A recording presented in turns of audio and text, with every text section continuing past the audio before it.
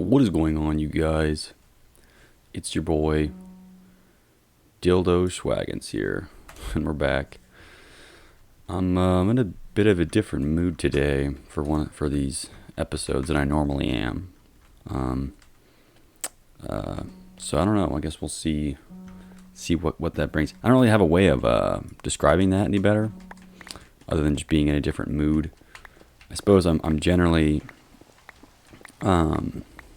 kind of between activities when I do this, in terms of like work activities, or in terms of like just projects really that I'm working on. I guess you could kind of bucket the things I do into projects, but generally I record these videos when I'm like at a stopping point between them, but I'm kind of in the midst of one where I'm doing this. I guess I hit a stopping point, which is why I opened Minecraft and started recording, but either way, I'm curious to see what if that changes anything, or if I can even make it the time talking the whole time. So I don't know. We will. I suppose we will see. But yeah, we're back. Already need to look at my text document, which is not a good sign. But yeah, here's an interesting thought. And again, I'm going to kind of assume a mostly traditional background, and what I mean by that is either a single parent or dual parent household that are your actual parents, or your even adopted parents or something. I'm not going to assume a completely broken house where like you didn't have any parents or whatever, but assuming you have one or two parents that were that in one way or the other was good, or I guess good enough to where you made it this far, right? They didn't just like throw you under a bridge and you're dead. So I'm assuming if you're watching a YouTube video about some jackass playing Minecraft, you probably had somebody that you can consider a parent that helped guide you either through bad examples or through good examples. I mean, I don't know. You know what I mean?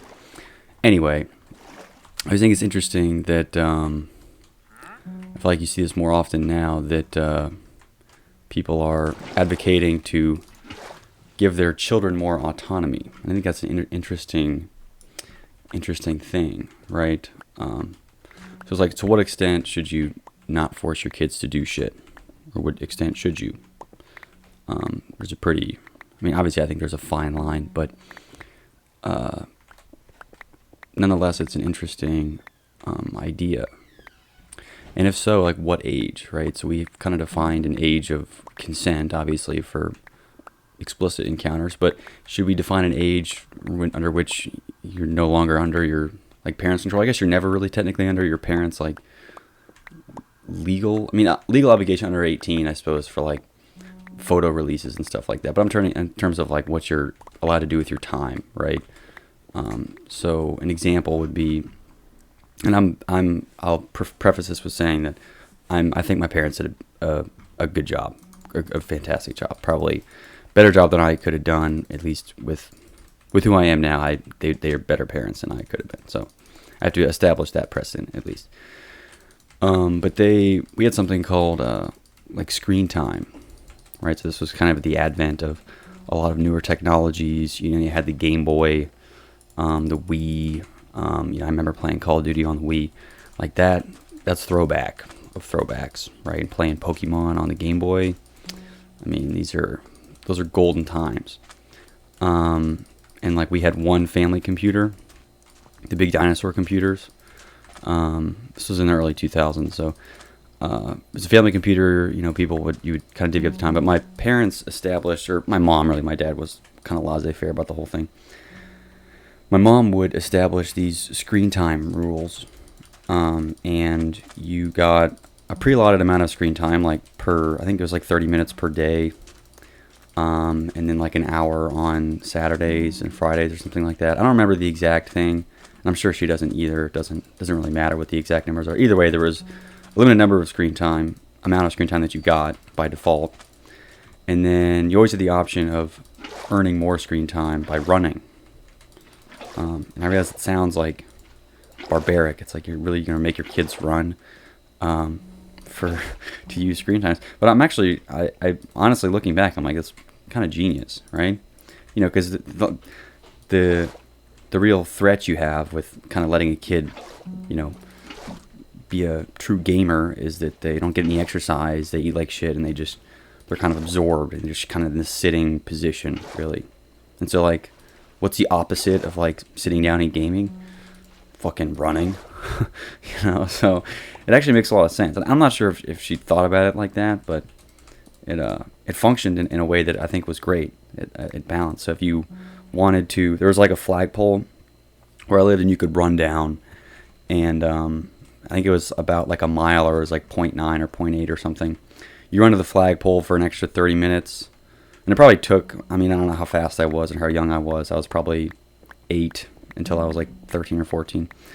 But it probably took, 15 or 20 minutes to run back and forth. And then you could run to the pond and back, which was like 1.6 miles for an hour, I think. But we would do that. And you have to take, like, it wasn't like you were guaranteed to have access. Like, a lot of times I have 2 older brothers, so they would also have access to the computer at the same time. So if I wanted to play, I had to kind of coordinate with them. So we'd all use our hour first, and then we'd have to like run and stuff and keep track and whatever.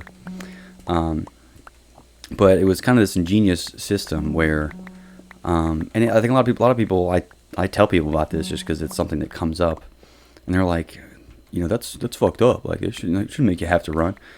And the little kid in me is like, yeah, what the fuck? Why, I shouldn't be able to. But kind of looking at it as a more mature perspective, like, absolutely, right? I'm not for like corporal punishment in the sense that your mom should be walking around with a belt, and every time you I don't know, don't clean the whole power wash the whole outside of the house in 10 minutes, she gets to beat the shit out of you. That's not what I'm talking about.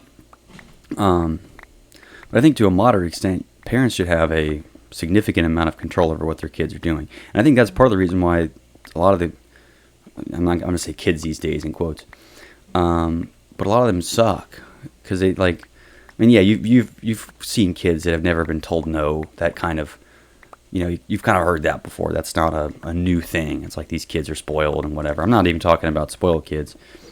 I'm talking about ones that think they have like,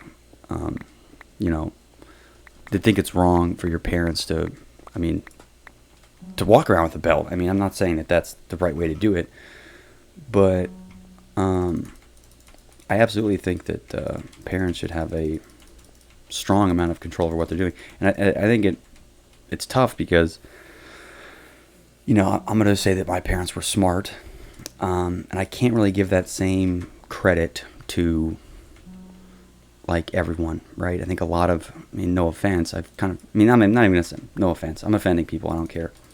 A lot of people are fucking stupid. So, like, expecting them to have any, like, reasonable understanding of what's a good rule and bad rule, right?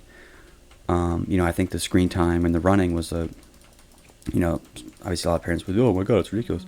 I think it's a great rule. I think it's perfect. It offsets exactly. But, like, parents have these, my rule is that, you only get 6 hours a day, and then, if you want, you have to take a shower if you want another 2 hours. It's like, what? These are the, you're really just kind of, what kind of child are you creating there, right? Obviously, I'm not saying that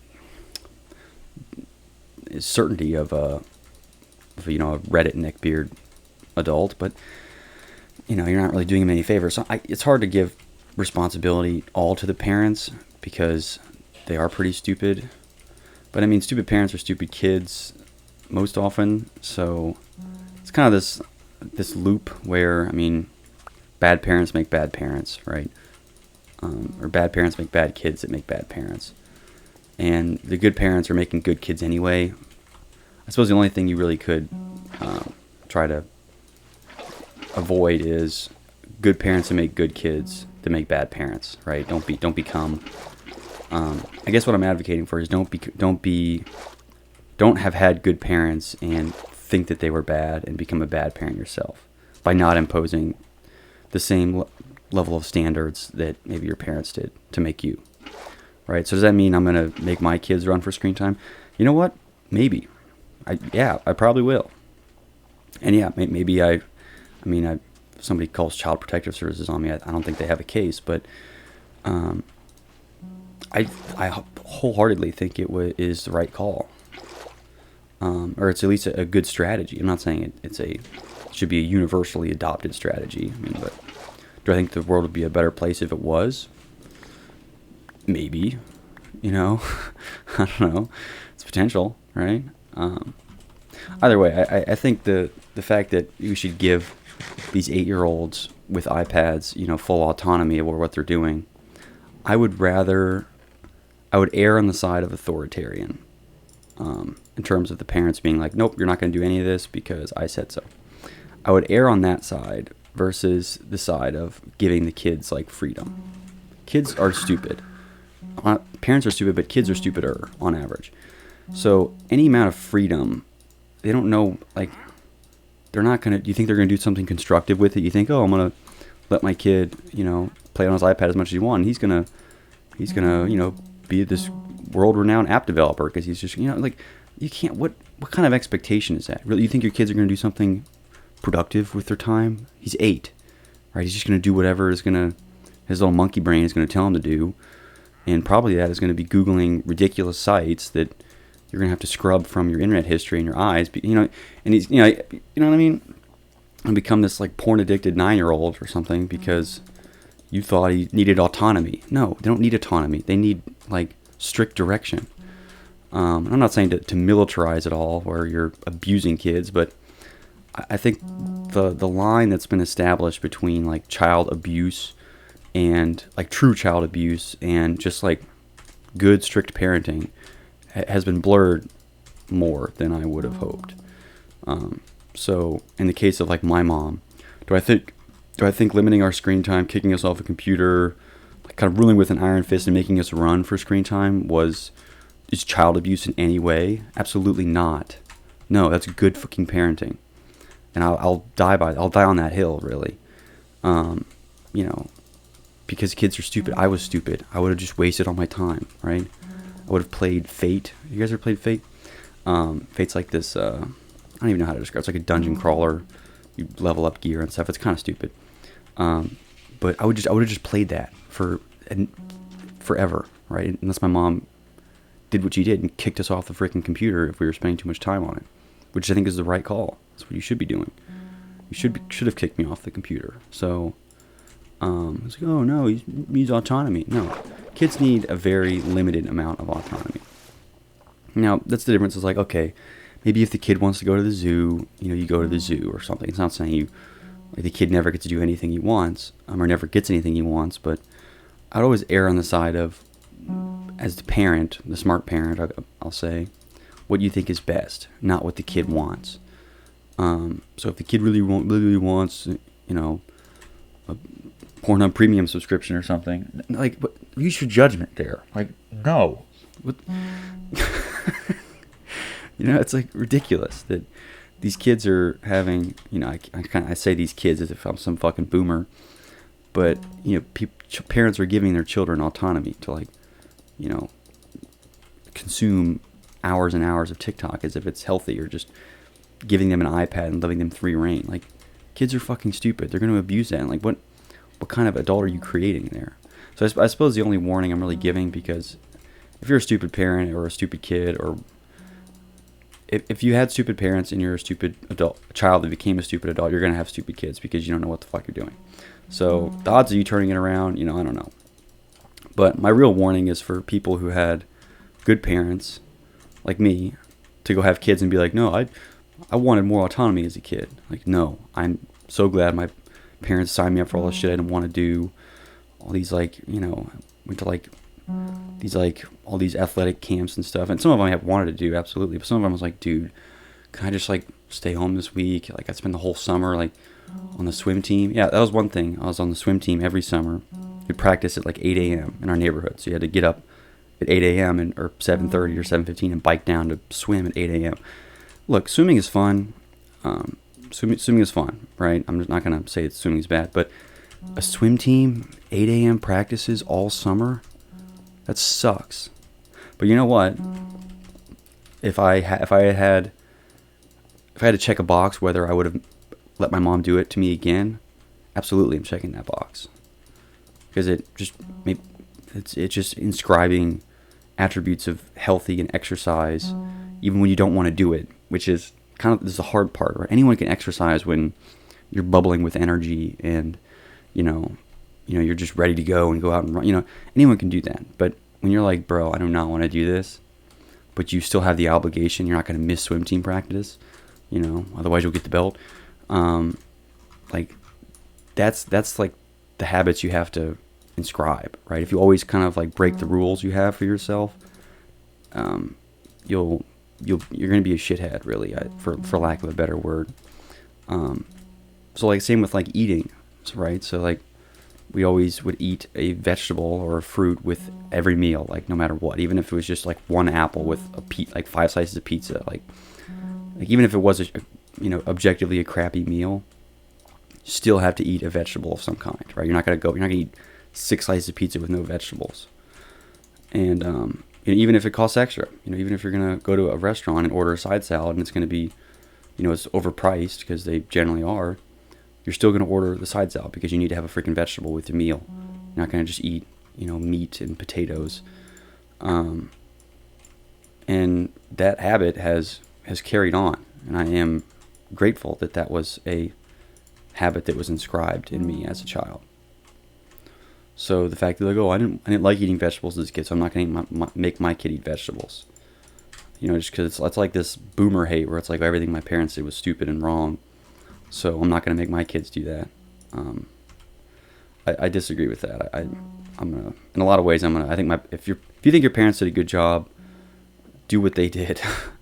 I guess in that way. That's a way of simplifying it, because everyone truly did have different parents that had different ideologies on everything. So, if you're a healthy, otherwise successful adult, err on the side of doing what your parents did, with some minor adjustments. There were things that my parents didn't like about their parents that changed. So I'm not saying to make no differences, right? There are probably plenty of things that I don't really want to get into, but there's plenty of things that my parents did that I probably wouldn't do. But when it comes to like the more authoritarian rule and limiting my autonomy as a child, like absolutely, the screen time, you better believe the screen time is being implemented, because I think it's a genius system, and it's good, especially with the prevalence of screens being increased. And I'm honestly most impressed of the timing of it, right? Because the early 2000s were a time where people were transitioning from the standard, like, oh, what am I doing on a Saturday? I'm going to go run around the neighborhood. Or I'm going to go to my friend's house and do a sleepover, and we're going to hike in the woods or whatever. I don't know, play basketball or something. To like, oh, let's like, have a LAN party and play League of Legends or something. And it was this transitory period where like parents made really one of the two decisions. One is like, stick to the old ways, and it's like, no, you're not going to play video games all day. You're going to go outside. Versus like, oh no, it's just the way things are now. Everything's virtual. So the fact that my parents were as responsive, maybe they just weren't really even paying attention. They were like, no, you guys need to go outside and stop playing video games. So I'm not going to let, you know what I mean? So maybe it wasn't some like 200,000 IQ play where they were like, oh no, this is the technology is transitioning quickly. We need to make, it was just probably like, no, I'm not gonna, what is this? Do you want to buy a new Wii thing? No, get out of here. You guys aren't doing that. I'll buy you a basketball and you can, go outside. It's a beautiful day. Heard that a bunch. It's a beautiful day. And lo and behold, I appreciate beautiful days now. They're great. Anyway, yeah. So I don't know. Not that I'm like considering myself anywhere near being a parent anytime soon, because that's a very threatening, scary proposition for me right now. And probably for a lot of people, mostly financially, I would think, and just like emotionally. I'm not, I need to make sure I'm on good footing before I start pumping out mini-me's running around, and setting them up. You know what I mean? So it just doesn't make any sense. Anyway, I just thought it was an interesting thing that this like battle of autonomy for children nowadays is power shifting in ways I'm not sure that I find myself more conservative on, really, in terms of like conserving the old ways, right? So there's plenty of I guess like new age ideas and like change oriented ideas that I like wholeheartedly agree with. There's a lot of things I would err on the side of, hey, let's change this establishment. And just for sake of brevity, I'm not going to go into all of them. But if you watch some of my videos, there's probably a lot of things you've heard that I'm pro, like, we should change this on. But I think, like, when it comes to letting children use technology, I'm probably on the side of, like, let's keep it the old way kind of thing. And part of me even thinks that we should institute, like, maybe nationally or, I don't know, some kind of, like, you have to pass a driver's test to get a car, right? Because there's a sense of responsibility you have when you're driving. There's certainly a sense of responsibility you have to have when, like giving a kid an iPad or being the kid that gets the iPad, right? You shouldn't just be allowed. I think part of the issue is you're giving, for lack of a better word, these idiot 9-year-olds like a lot of power, right? You can do a lot. You can do a lot. You can do a lot of good. You can do a lot of damage. Same with like driving. You can do great things at being a driver. You can move, you could drive yourself to a job or whatever. There's plenty of good things you could do being a driver. But in the same way, like, why don't we have any like checks and balances for people who are like using technology? I'm not sure if it should be like a test. We have a driver's test. You can't let your kid use an iPad without the test or something, or some security measures or censorship on new devices that the children use. I don't know. There's probably 1,000 ways to implement it, and a lot of them are probably really stupid. So you'd have to be really careful about implementing some kind of test or like screener for kids using technology. But do I think the status quo of like just letting kids just use it like whatever, like kind of the same ways I was allowed to use it, even in the infancy of kind of everything. Like, no, I think that is, we're even seeing some of the effects of kind of unchecked internet usage in some of our generations, and there's a lot of problems with it, right? So I think there should be some way of checking, whether it's an internal measure of like, parents taking responsibility, or whether it's device manufacturers taking responsibility for who's using their product and what they're doing. I'm generally not on the side of, let's impose some government standard on, what has to happen with these technologies. I'd probably err on the side closer to, I guess I'm kind of put in the hands of smart people, even though that's always a dumb precedent, just because I've said that I think a lot of people are, more often than not, you're going to get idiots versus like smart people that are doing it. But in a perfect world, you'd see smart parents implementing like checking systems to make sure that their kids aren't, because I think even that one of the issues now is that older people don't even understand technology at all. Have you seen those, like, it blows my mind that like a lot of these government officials who are these like career politicians with these long and successful careers, like, props to them. It's, I can't imagine how much work it took to build a 55 year in politics, but you're like 80. Like, these people are like 85. Like, don't you guys have dementia yet? Or like, just collect Social Security and fuck off. And the fact is, they don't even like know how to open a Chrome browser, and they're making like these decisions on like, cybersecurity and artificial intelligence. You guys don't even know what it is. Like, why are you making, like, it's, I don't know. It's crazy to me. And I'm not like saying I'm totally anti government at all. I'm a little confused in why the policymakers, and I don't want to get too political because I don't really like politics that much, but they're so old. And I think the funniest part, and to me it was funny, but it was a little scary too, was Congress was questioning Google's CEO. I forgot his name, like Sachi Pai or something. I don't fucking know. But they were questioning him, and the dude or whatever some senator or something, somebody in Congress or the Senate or something. I wasn't really paying attention, and I don't really know that much about the government, so whatever. But they were like, he was like, oh, can these devices track me? And the Google CEO was like, well, if you opted into an application that needs your location, like a maps service or something, then yeah, it's quite possible that they're tracking you. And then he's like, well, there's this iPhone, and he's like, iPhone's made by a different company, so I don't know. He's like, well, I'm just asking you. And he's like holding up an iPhone to Google CEO and like barking at him about like what is this device doing? And it's like, it's pretty clear that there's a lot you guys need to learn about technology. There's just so much you don't know that, I mean, you guys, you know what I mean? And I'm not, and scientifically, it's harder to learn stuff when you're like 75, even like when you're people above 50 right now, they're like, how many of those people are machine learning engineers, right? That understand the ins and outs of technology? They don't, because it's hard to learn. It's like learning a new language when you're like, even when you're like 20, learning a new language is hard, right?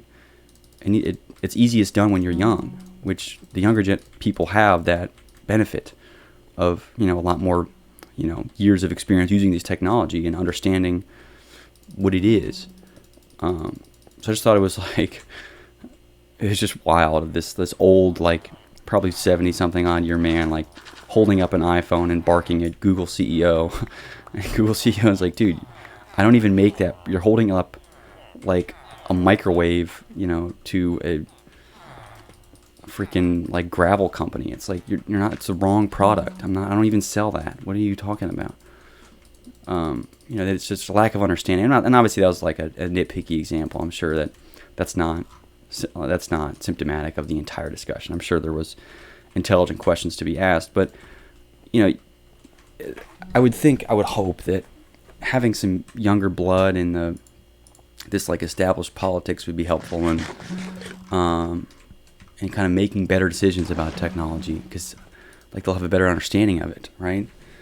And I realize, and that might be where I'm more like on the side of change, like why are these old ass people in there? And I realize that yes, like there's a lot that goes into it that these older people have experience with, but and I don't mean to be ageist, but in some ways, like, at what age are you, kind of, somebody younger should kind of take over, right? I mean, like, I'm not saying ageism, as a discriminatory practice, I think is I guess wrong and very fundamentally, with probably plenty of caveats, but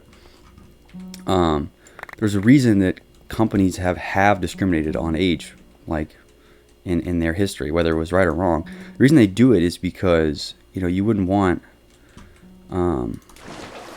like an IT professional from 1950 who only had access to like 2 kilobytes of RAM to be making like decisions when we now have fucking gigabytes and gigabytes of RAM, right? It's like, it's kind of a different, unless you're up to date on these new technologies,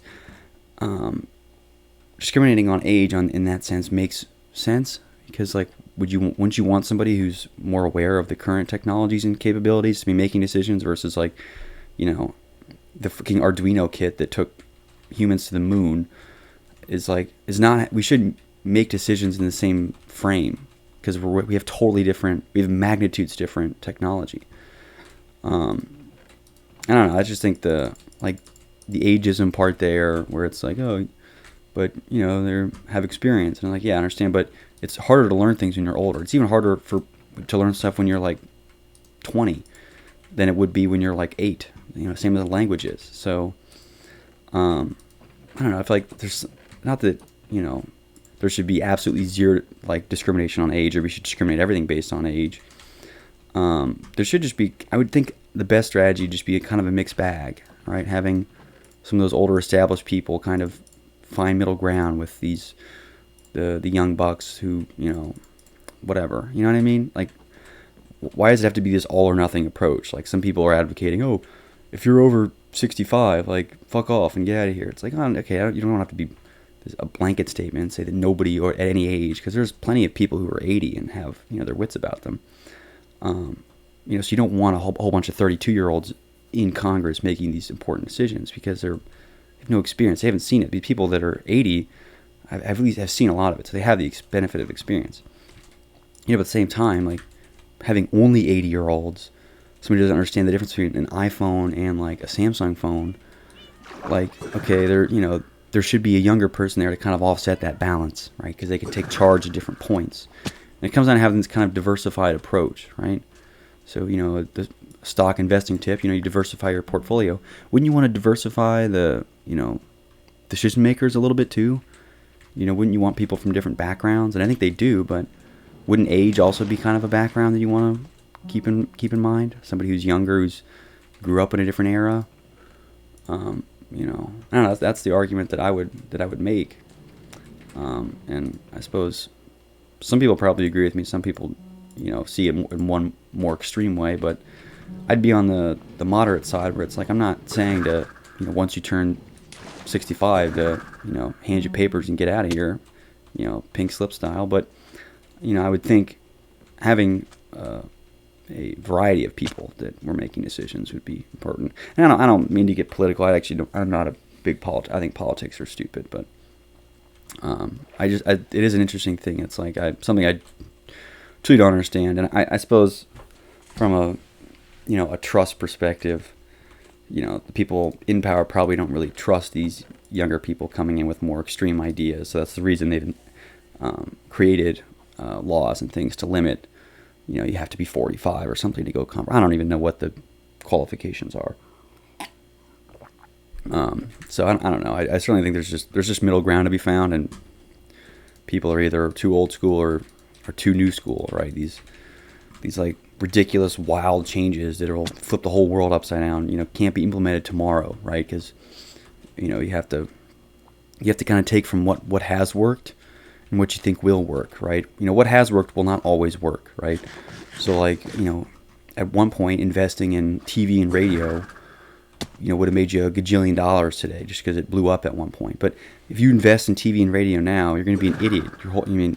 Those things aren't really growing, right? In the same way, it's like, and I mean, crypto is a tiny, stupid example that people, their ears perk up at, so I'm just going to use it. But, there was, if you were at Bitcoin in 2008, it really, really worked for people that invested in that back then. These are these like neckbeard dorks that, wanted a decentralized currency. But like, now it's like that. It's not, you kind of missed it. So what has worked won't always work, right? So having these like uber conservative viewpoints on everything, like no matter what, in my day, this always worked. It's like, okay, well, times have changed, but in that same sense, just because it is a new age doesn't mean that everything has to be new. Some old stuff still works, right? I mean, shoes generally look pretty similar than they did 50 years ago, or I don't even know. Like, yeah, there's been some minor changes, but oh no, shoes are bad, new age, we should all be barefoot all the time or something. And that's a stupid example. I could come up with a better one if I spent more than a half a second thinking about it, but it seems obvious to me that a lot of this should be middle ground stuff. Like, why is it that we either have to upend everything and nothing can ever be the same? Everything that was once holy or was a good idea should just be trashed because it's old.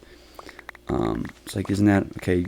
Really, you don't think there's any shortcomings with that? At the same time,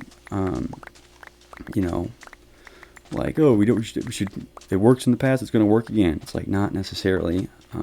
Some stuff, yeah, probably. I would think the design of shoes currently is pretty effective, and you could make a case, to not totally overhaul the shoe design because it's pretty effective and it's been good, and I would reason to believe that it'll continue that way, right?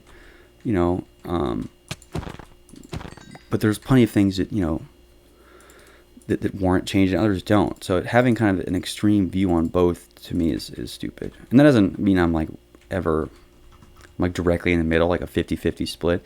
It really just depends on what it is, right? Like something as stupid as shoe design, I wouldn't think is in need of this big, change, right?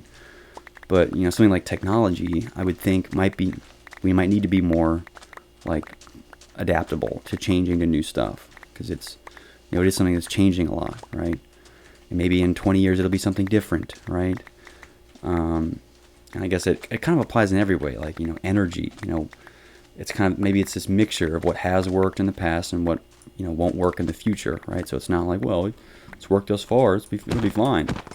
And there's like, the argument's not totally foolproof, but the argument's also not like total shit. So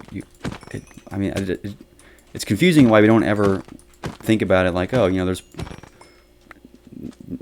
both of you are wrong and neither of you are wrong. It's not like, you're not totally wrong, but, there's some change, but some stuff should stay the same. So it's like, I don't see why it's such a controversial thing to kind of believe in a collection of old and new things, right? Just because it's old doesn't mean it's bad, and just because it's new doesn't mean it's good. So it could be both, right? There's, and that's, I think, where the nuance and this diversified perspective comes in, right? Having this old and new, this like, let's err on the side of change. And I suppose at a very general level, that's the divide between like two political parties. Is like one's more old school and one's more new school. But why is it that only one half, like, change everything or don't change anything? Why is that like who makes like the decision? I would think that it would make more sense to have, I guess like maybe like two extremes of the spectrum, but then people and representatives that were all kind of in the middle, kind of mediating the two sides, right? Understanding the best arguments from the old school and the new school ways to, figure out what's best. Why is it that like we either, elect an old school or a new school person and they just change everything or change nothing? You know what I mean? So why wouldn't we have an average? And I guess that's just like the American political system.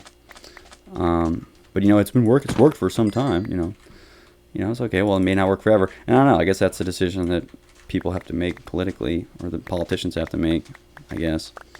But I don't know. And most ways I don't really give a fuck about the politics. I just think it's an easy punching bag for people.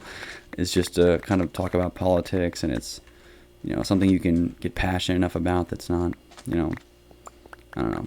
We have more leisure now to kind of argue and bicker over stuff like this, so it's something that people like to do. And I guess I kind of understand why it's a popular thing, just because it's it's an easy-ish thing to argue about. And it's not that it's low stakes, but it's again, it's kind of low-hanging fruit, in anyone's mind. They can always just kind of, and they don't need that much information. Like, it's not like arguing about, what's the best operating system. You have to be with like a very particular audience to be arguing, in favor of Linux over Windows or something. Most people they don't even know. But like something like politics is something that, do you think that, some person should have been shot and killed? I mean, I don't know. And they're like, oh, absolutely not. Or, oh yeah, what the fuck? Is these very kind of easy to understand, digestible topics that are circulated often. So it's an easy thing to talk about, because there's all common ground, right? Versus if, you just want to have a conversation on what's the best operating system, you need to be in a niche audience, right? You need to have people that really understand nuances of the operating systems and what you're doing and all this. And ultimately, like, it's the same answer. It's like, oh, you're right. Linux is the best operating system. Everyone should be transitioning. It's like, well, no, okay, it really depends on what you want and what you're doing. And that applies in the same way to the operating system discussion than it would with a lot of political discussion, right? It kind of depends. The answer is like maybe. So I guess it's just kind of this anti-white and black ideology where it's like, why does it either have to be yes or no? Like, everything's in the gray. And I'm wholeheartedly have advocated for kind of this gray, everything's gray kind of ideology, which I honestly think, I don't think should be that way. I realize that decisions are, a lot of times they are maybe black and white. So it's, it makes sense to kind of have to pick a black or white side with a gray issue. But I think the way that opinions should be expressed they should be expressed in the gray, and then maybe, average to a light black, versus these white people that are on the white and black is 0 and 1 are better examples, just because it's like, again, white and black has the whole like racial connotation, but 0 or 1, like, you know, the answer is like 0.6, right? But then you have these people that are 0 and 1 arguing over whether it should be 0 or 1, where the answer, it should be like 0.7, you know, and, you know, we should just have to find compromise. I don't know. I guess that's kind of a hippie take, where it's like, oh, bro, everyone should just chill out and love each other and, you know, do what's best for everyone. You know what I mean? And I don't think anyone really likes those people, but I guess that's kind of how I'm coming across right now. So, whoops. But I don't know. I'm just on the side of compromise. I feel like there's too often that people aren't allowing themselves to be malleable enough, because it exhibits some kind of insecurity, as if you don't know everything, which I'm not sure why you should ever be insecure. Like, yeah, we should all recognize that none of us know everything, and there's a sense of shame that comes with being wrong about shit. So again, it makes sense, because, you know, we feel stupid when we're wrong about stuff. And I'm not sure that there's a good way to go about changing that as a society, but I guess that's the reason why people tend to not be so open-minded. So I suppose the one solution I see that, you know, might be reasonable, is to be less opinionated in your beliefs. Even if you are, you know, really leaning in one extremist point of view, don't ever really describe, especially if you're not really sure who you're talking to. Even if you are talking to someone that collaborates with your beliefs entirely, I think it'd be smarter to be more like moderate about whatever it is. So even if you know, using the 0 to 1 scale, if you are, you know, let's say you're like a 0.99, right? Maybe describe your belief as like a, you know, a 0.7 or a 0.65, right? That way it's like, you know, you're not gonna, you run less of a risk of being a complete fucking psycho, in somebody's eyes, right? Not saying that, you know, you are or aren't, but, you know, I don't know. That might just be one way to kind of look at it, and in a way that's in a way that's better for people, to not get so wrought up about stuff. So I don't know. There's a billion ways to skin a cat. There's not really any, you know, for certain right or wrong ways of doing it. So I don't know. It's yeah. Sorry, I'm like trying to do this. I don't know what the fuck I'm doing with this sand right now. I need to lock in and can figure out. Yeah. So I don't know. I tend to try and be less opinionated about anything, even if I am really passionate about something. That's why I try to, like, if I'm going to be really passionate about some kind of issue, it needs to be really stupid. Stupid in the sense where it's like, you know, it's not life or death. Someone can kind of laugh about it. Like my opinion on like sinks or something, right? I'm pretty passionate about having dirty sinks and people not washing their hands or something. And it's not be like, oh, because, you know, we don't want to get COVID. But just because I'm someone that, you know, washes their hands a lot, so it, you know, makes sense for me to be really passionate about some stupid issue like that, or passionate about something really dumb, like, I don't know, scuba diving. So having kind of these kind of funny / stupid, really opinionated takes, because I think it's healthy to be really opinionated on something, but when it becomes too mainstream, you run risk of like pissing a lot of people off, and, you know, being this like divisive character, and you know, people, you know, maybe rightfully so, just being like, all right, I don't really want to talk to that guy. He's a little extreme, you know, versus like, oh, that guy's kind of weird. He ranted to me for 10 minutes about sinks, and like now I don't really know where he stands on a lot of stuff, because all he really was yelling about was sinks, but I didn't really have an opinion, so it was kind of funny to, you know, listen to him be so passionate about sinks or something like that. And I'm not saying that sinks are my undying passion that I could talk about, but generally when I try and get riled up about something, it's not something that is mainstream. It's something that's like, what the like, why do you even have an opinion on that? You know, and that it also allows people to have more of an open mind. You know, if somebody has never spent any time thinking about the importance of clean sinks or the design of sinks, you're a lot more likely to change their mind, and in the way that they don't have an opinion, so you can form their opinion about something relatively stupid. But if you're trying to have an argument on immigration policy or something, you kind of people have already made up their minds on what they think about that. So the likelihood of you making any kind of difference in their opinion is pretty like good luck, versus like yelling at someone about sinks. They're like, oh, it kind of makes sense, I guess maybe I should be have more of an opinion on sinks. Not that that's an important issue, and I guess the argument you can make against my little aside is that, well, people should be discussing the important issues, but especially in I think today's climate, you'd be kind of a fool to like run around and make these broad sweeping political claims, unless it was with a certain majority in that subset of people. So my solution, I guess, is to tend to be more like, what the fuck's this guy talking about sinks for? I don't know. It just makes for more interesting conversation. You can have really kind of abstract discussion and debate on stupid topics more so than you can on more politically heavy topics, because people can,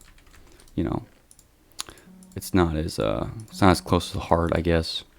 And again, people haven't really formed an opinion, so you have more of a chance to find middle ground. And I think especially, even if you want to start with stupid examples like arguing about sinks and helping someone form an opinion on sinks, whatever. And I'm using sinks as the placeholder example. Then maybe once you've kind of established and found some middle ground with that, with a person or a group of people, it's probably a lot easier for you to establish middle ground on maybe something that is more like mainstream, that maybe is a real issue. But I think finding middle ground is the important part. But I think if you start with like, all right, let's have a discussion on immigration policy, and then everyone like, riffs out their wildest beliefs, and everyone's like, oh my god, what a, versus if you start with a stupid discussion on sinks, and then everyone's like, all right, yeah, okay, that was interesting, I respect your opinion, and it's strange, and I think I kind of agree with this person more than you, you know what I mean? And then it's like, all right, well, let's talk about immigration policy. It's like, okay, well, let's bring the sink example back. It's, yada, yada, yada, yada, yada, yada. It's like, oh, okay, well, I don't really see it like that, and you can have more of this nuanced, like, true civil discourse that I think is, society needs to be built on civil discourse. That's why I think free speech is so important, and you should be allowed to say anything, and you should be allowed to critique anything, but you should be allowed to openly do both. You should openly be able to do both, right? You should openly be able to express an opinion that obviously isn't like terror-inducing. Like, you can't scream fire in a movie theater. That's the example. But being able to express that opinion, it's like, dude, why do you think that? Like, what is wrong with you? And then having people go, okay, well, here's why you're an idiot. Here's why you're an idiot. Here's why you're an idiot. People need to be able to express their stupid beliefs so that it's discussed constantly, it's challenged constantly, and it's critiqued constantly if it's something that's really stupid. Versus if you try to stifle free speech and say, okay, well, anyone that is going to have this stupid opinion shouldn't speak it, and then you just kind of bottle it up, and you're like, all right, well, I believe this, but I'm not going to say it because people are going to get really mad.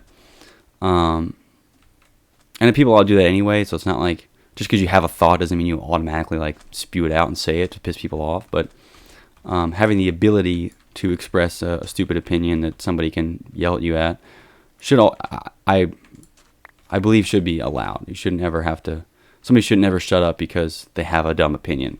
You should be able to share dumb opinions so that people can argue with them and shit on them because they're dumb. So that's kind of the way I see it. But and if they're that stupid, people shouldn't agree with it. So it's like the moment you express an opinion, people are like, oh yeah, he's kind of right. And it's like, no, he's not right. So if it's that stupid of an idea, it should be 1 against 7 billion. And if you're trying to shut off these opinions that are like not even stupid, they're just like not a majority, right? The opinion of the 10%, so it's like 90-10, I guess.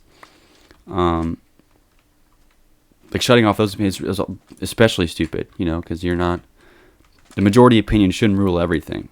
You need to have minority opinions. So having opinions that people are like, this is stupid, should always be allowed to be expressed, because it's that civil discourse that I think is so important. So I don't know. That's my I'm more of a free speech, closer to a free speech absolutist than not.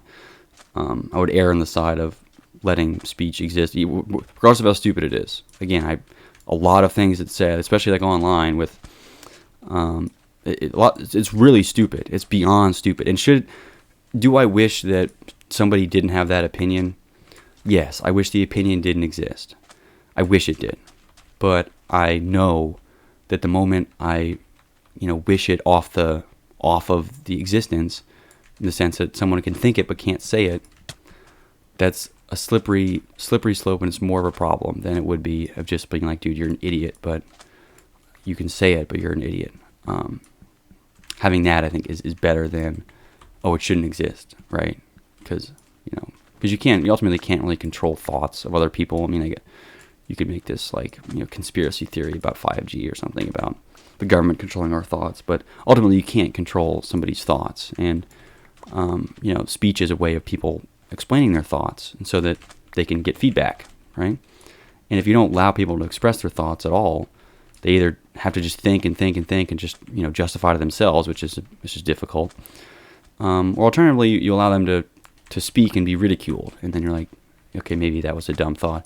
And, they get kind of that external feedback where it's like, all right, maybe I am an idiot. Maybe that was a really dumb take, versus being like, well, no one's disagreed with me because I haven't said it, so I must be right. And then you kind of get hunkered down further in your beliefs that are stupid. But the moment you let somebody go, I'm going to share my opinion because I think it's great, and then you say it, and someone's like, dude, you're a complete moron, whatever. You receive a lot of that negative feedback. You'd be like, okay, well, maybe I should reconsider, But allowing those kind of dumb thoughts to be out there and to be ridiculed, I think is really important. So they should always exist.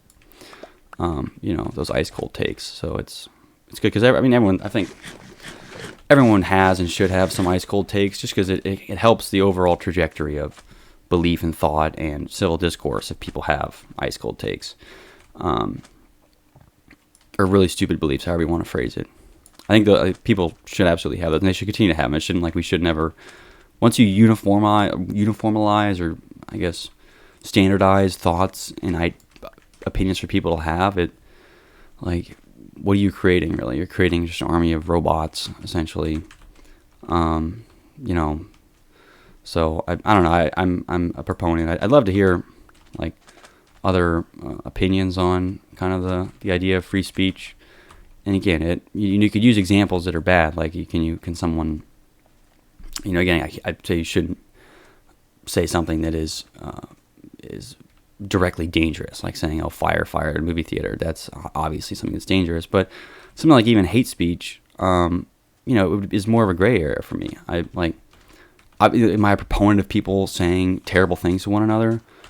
No, I don't. Obviously, I'm not running around saying terrible things to each other. But the idea is, they're either going to think it and not say it, or say it and be shit on for it. And then, maybe they'll think twice about saying it next time, right? But they at least know that they've tried putting it out there and everyone hates them because they're stupid.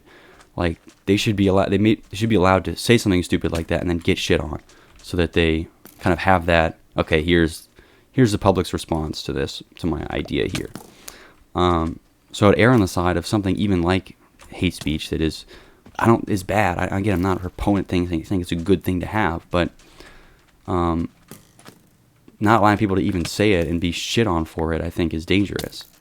Because then you just have people that are silently they get more hunkered down in their beliefs, versus if they said something and 10 million people on the internet were like, dude, you're, then there's more discussion there. So anyway. Whatever. I guess I'll pinch it off there. It's been long enough. But anyway, love to hear your opinions on free speech, on politics. I mean, that's actually stupid. I don't want to hear your opinions on politics or free speech, because it's kind of a political issue right now. I don't really care. Give me an interesting talking point in the comments. Give me a fun abstract idea to make stupid metaphors about. Don't make me bring the scuba diving example back, because I'm not afraid to, so I will. All right. Well, you guys take it easy. Peace out.